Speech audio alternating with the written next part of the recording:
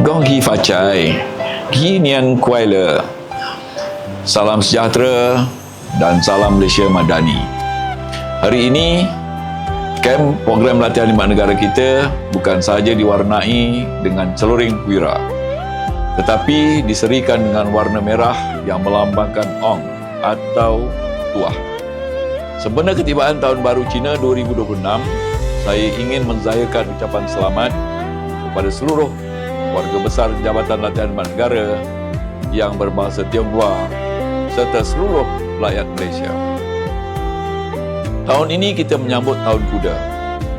Dalam tradisi, kuda melambangkan tenaga yang tidak pernah surut dan semangat untuk terus memacu ke hadapan. Inilah semangat yang saya lihat pada wajah 833 orang pelatih wira muda. Walaupun pelbagai cabaran di awal pendaftaran lalu, semangat kalian kekal utuh, tangkas dan gagah seperti kuda perang. Kalian membuktikan bahawa anak muda Malaysia bukan lembik, tetapi kental jiwanya. Bercakap tentang Ong ataupun kelimpahan rezeki, kita telah melihat sendiri kelimpahan semangat patriotik anak muda yang hadir luar biasa ramainya tempoh hari. Kepada ibu bapa dan masyarakat yang mengikuti kami di media sosial, jangan risau, di Jabatan Latihan Khidmat Negara, kami percaya bahawa rezeki yang melimpah perlu diurus dengan bijaksana. Walaupun anak-anak puan-puan berada di kem, suasana makan besar tetap kami bawa ke sini.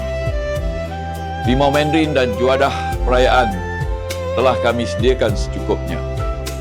Tiada istilah terpinggir.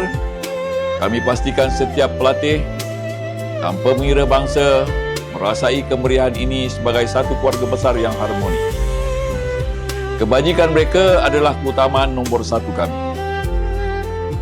Tahun Baru Cina bukan sekadar tentang ampau dan tarian singa.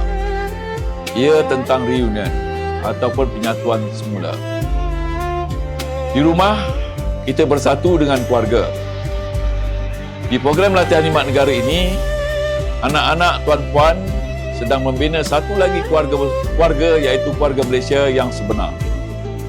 Lihatlah di Dewan Makan nanti, yang Melayu mengumpas limau untuk Cina, yang India menyusun kursi untuk rakan-rakannya. Inilah reunion perpaduan yang paling mahal harganya. Semoga Tahun Kuda ini membawa lonjakan kejayaan kepada negara dan kesihatan yang baik buat kita semua. Teruskan menyokong anak-anak ini. Mereka bukan sekadar pelatih. Mereka adalah masa depan kita yang sedang ditempa. Kepada yang memandu pulang ke kampung, berhati-hati di jalan raya. Ingatlah orang tersayang. Gong Hi Facai, Wan Si Rui. Sekian, terima kasih. 我们代表 CLKN 505 Camp 祝你们恭喜发财，新年快乐！